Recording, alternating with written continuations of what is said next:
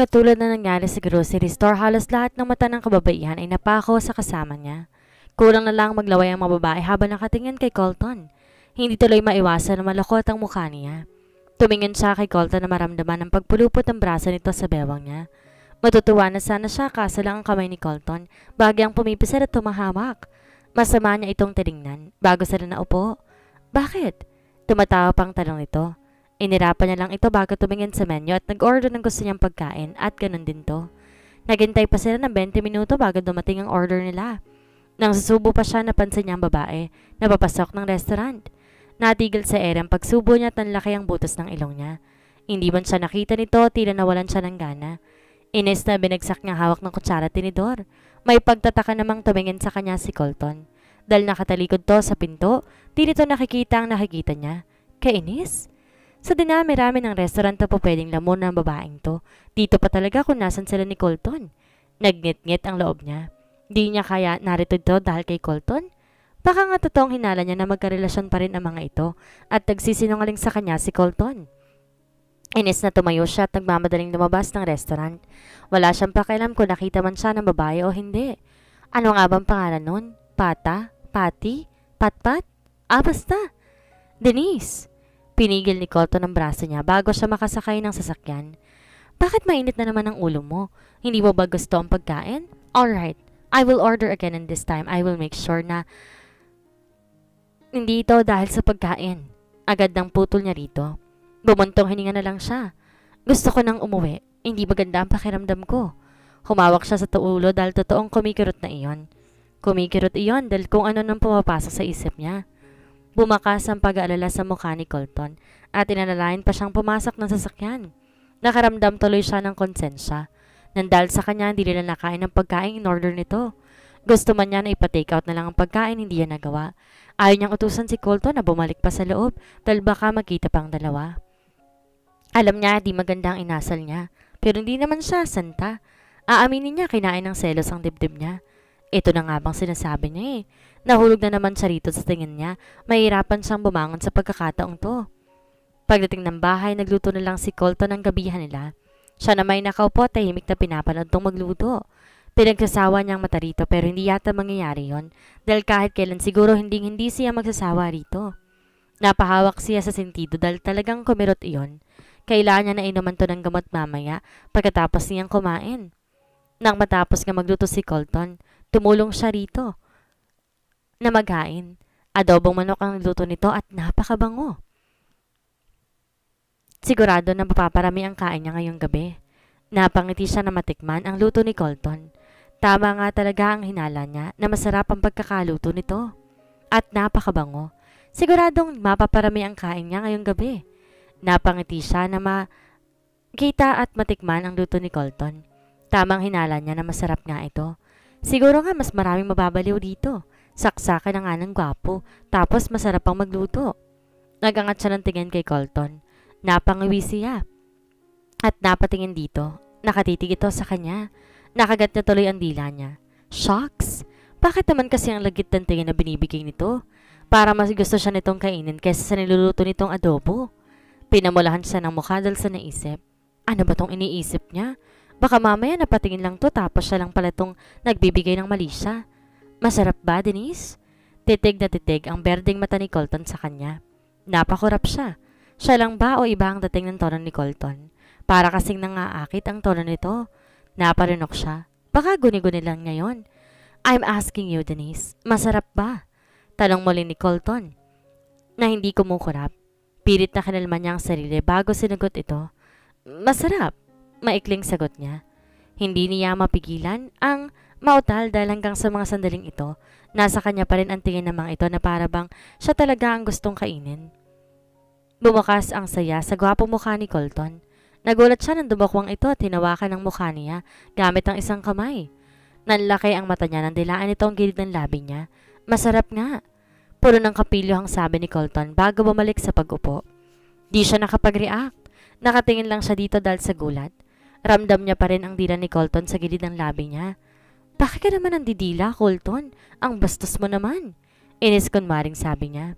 Mahinang natawa si Colton. Easy, Denise. Tinikpan ko lang kung masarap ba. Di na siya nagsalita pati noon na lang sa pagkain ng atensyon. Kailangan niyang iiwas ang tingin dito. May pakiramdam kasi siya na may gusto ito sa klase pa lamang nang tingin ito sa kanya. Kunwari ka pa, Denise. Di ba yun naman ang gusto mo? Kastigo ng utak niya. Nalingan niya ang tubig na iniinom. Nagmamadali naman pumunta si Alari sa likuran niya para himasin ang likod niya pero shit lang. Imbes makatulog lalo pa siyang nasamid. Denise, are you alright? May pag-aalala na sa mukha na tanong ni Colton. Pumikit siya at kinagat ang loob ng bibig. Pati kasi paghimas si Colton sa kanya nagbibigay ng kakaibang init sa kanya. Dumilat siya at nagmamadaling tumayo. Nagtataka namang nakatingin sa kanya si Colton. Papasok na ako sa kwarto. Nakayokong sabi niya. Di siya makatingin dito ng diretso. Namumula kasi ang mukha niya. Di niya na hinintay na magsalita pa ito. Nagmamadali siyang tumalikod pero pinigil siya nito sa braso kaya napatingala siya rito. Bakit? Utal niyang tanong. Umalan ang lalamunan ni Colton. Nakayuko ito at nakatingin sa labi niya na matiim. She closed her eyes when Colton cupped her face using his one hand. Ang init ng kamay nito. Kahit hawak lang ginawa ay naghatid yun ng kakaibang daloy ng kuryente sa katawan niya na para bang pinapasang balat niya. Ang init mo, Denise. Nang dumilat siya sa kanya nakita na puno ng pag-aalala ang mukha ni Colton habang nakahawak pa rin sa mukha niya. May lagnat ka. Dagdag pa ni Colton kaya naman sinalat niya ang noo niya. Shocks! Akala niya nagiinit lang siya kay Colton. Yun pala nilalagnat na pala talaga siya. Lihim siyang natawa. Sa bagay, may lagnat man o wala, ganoon na talaga ang hatid ni Colton sa kanya. Napatili siya na mahina nang bigla siyang buhati ni Colton pa bridal style. Ibaba mo nga ako? Shh! Magpahinga ka na para gumaling ka agad. Sa ayaw at sa gusto mo aalagaan kita hanggang sa gumaling ka. Pinataka nito ng halik ang noo niya. Di mo lang alam, Denise. Nakakagaling ang injection ko. May pilyong isi sa labi na sabi ni Colton. Colton? Ines na bulyaw niya rito. Leche, parang ibang injection yatang sinasabi nito eh. Kumalat ang lakas na halakak ni Colton sa buong bahay, samantalang siya'y pulang-pula ang mukha. At katulad nga na sinabi ni Colton, inalagaan siya nito. Gusto rin siya nitong dalhin sa ospital pero hindi siya pumayag dahil alam naman niya na kaya niya at saka gusto niya ang nangyayari ngayon. Inaalagaan siya nito habang di umaalis sa kanyang tabi na para bang takot na takot ito na may mangyari sa kanya.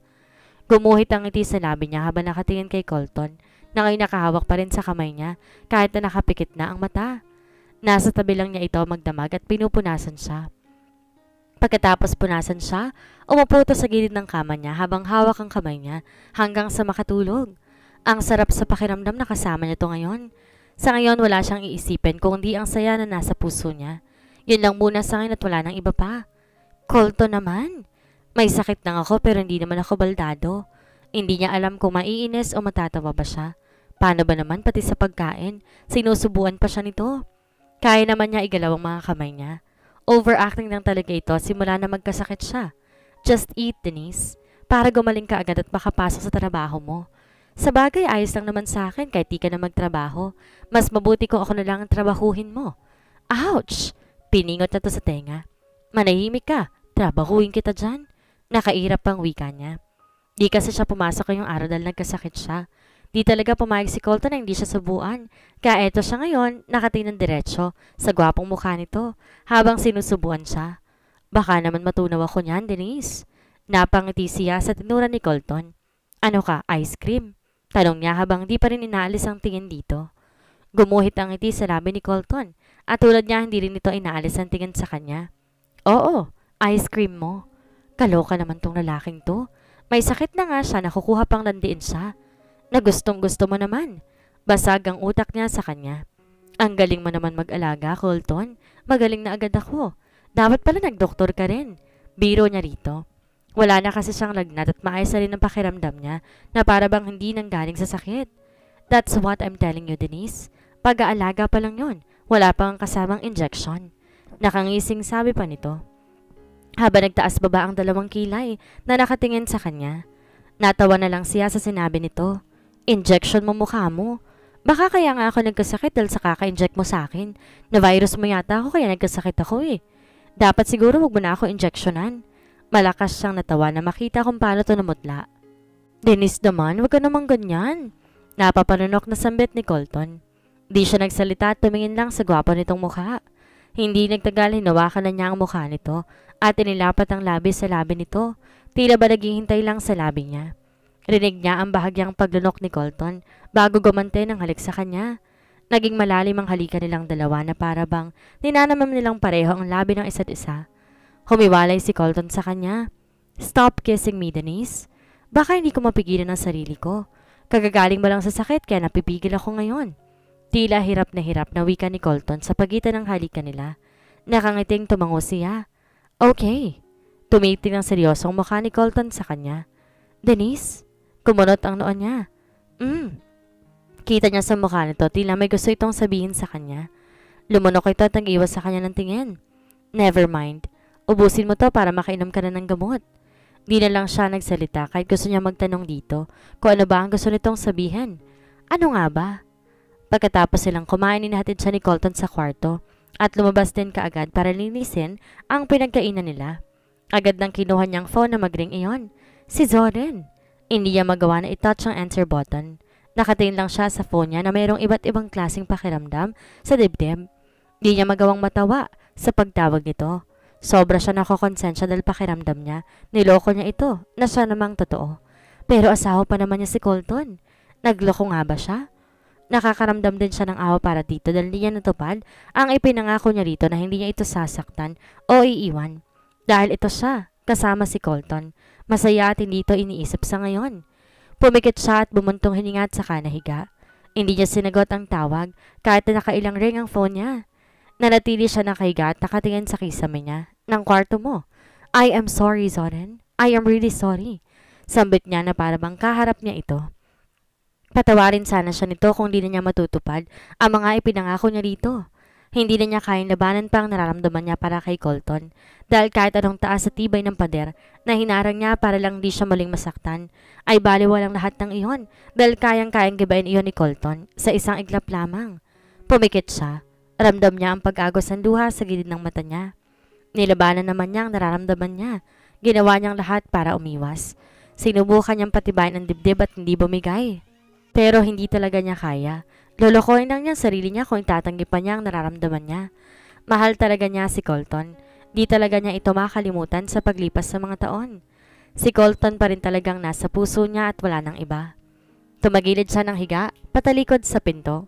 Di niya gusto makita ni Colton ang mukha niya na luhaan kapag pumasok ito. Akala niya nangingibabaw ang sakit na ginawa ni Colton para sa kanya. Akala niya kaya niya ng panindigan ang sinabi niya kay Zoren, pero hindi pala. Eto siya ngayon, nalulunod sa bisig ni Colton. Kinakain ng konsensya gayong alam niyang nagawa niyang lokohin si Zoren. Si Zoren na nariyan nung panahong wala siyang masandalan. Noong panahon na walang ibang tumulong sa kanya, kundi ito lamang. Nagawa niyang saktan ng tao na sobrang nagmalasakit sa kanya. Ang taong nagmahal sa kanya ng totoo. Tuluyan na nga siyang napaiyak. Ngayon, pumasok sa isip niyang lahat ng ginawa niya. Hindi niya alam kung paano haharapin si Zoren at kung may mukha pa nga ba siyang maihaharap dito. Ayaw man niyang masaktan ito ay nagawa na niya. May paraan pa, sana. Kung lalayuan niya si Colton, pero ang tanong, kaya ba niya? Lalo siyang napaiyak sa naisip. Alam niya may hangganan ng pagkasama nila, na siya lang ang nagmamahal sa kanila, pero handa siya sa mga bagay na iyon ngayon.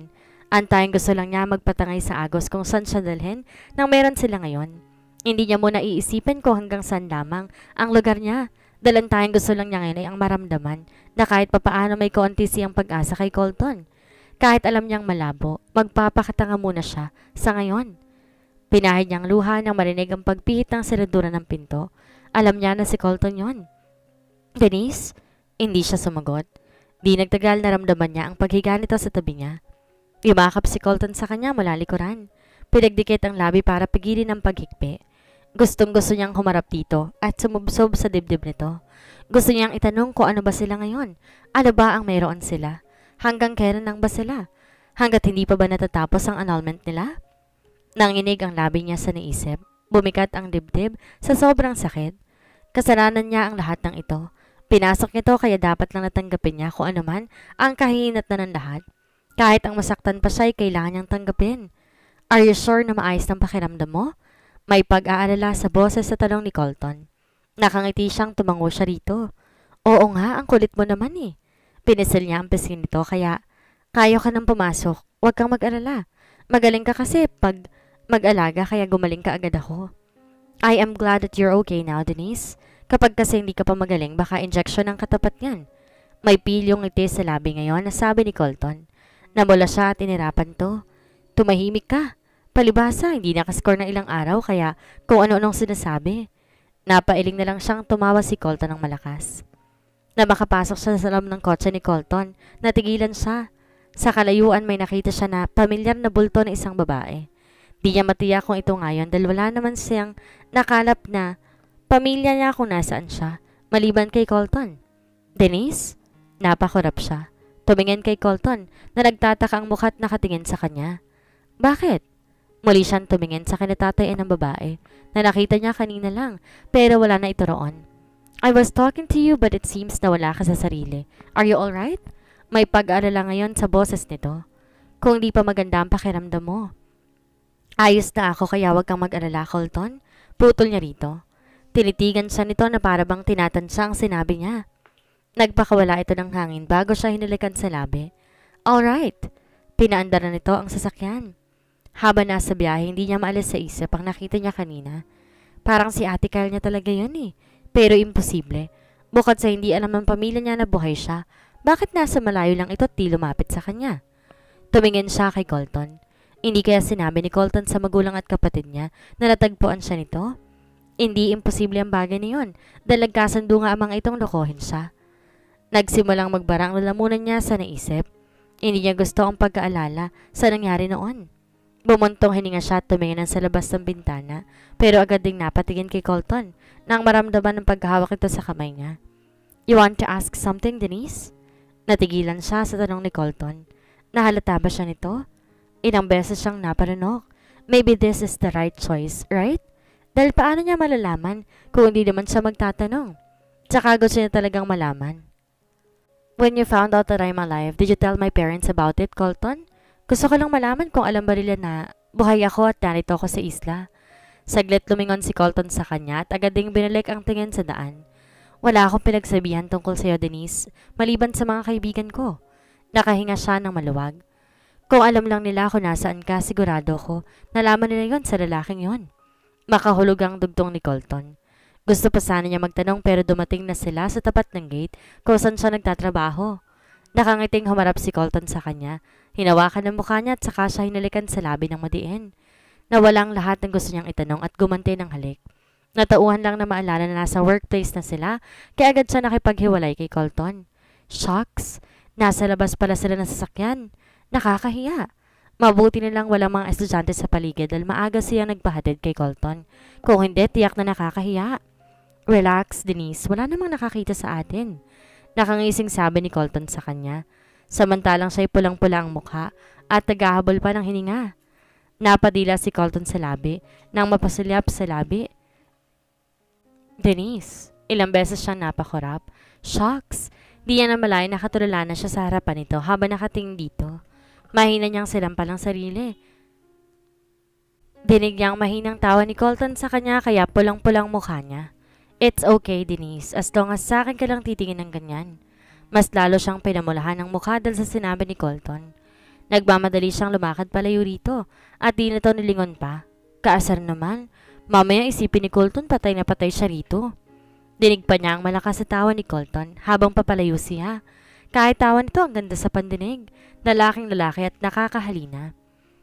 Napailing na lang siya sa naisip niya. Ito ba ang di patay na patay? Kulang na nga lang bumalik siya at humalik ulit dito at yumakap.